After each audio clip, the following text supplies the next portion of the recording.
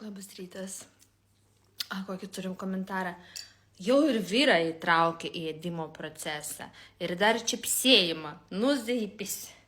Tai maža, kad aš vyrą įtraukiau, kad žmogus valgo, kad nenumirt. Tai dar aš ir jūs įtrauksiu, kad tik nuo aikai nenumirtumėt.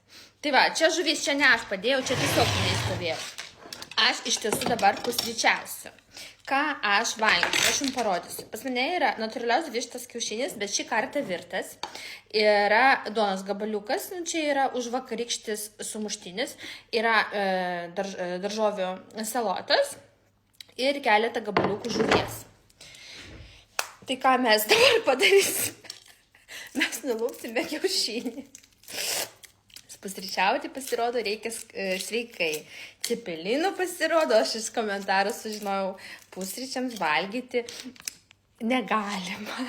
Tai va, taisysiu situaciją dabar ir jūs išmokinsiu valgyti, nes napagėliai nevalgot pasirodo.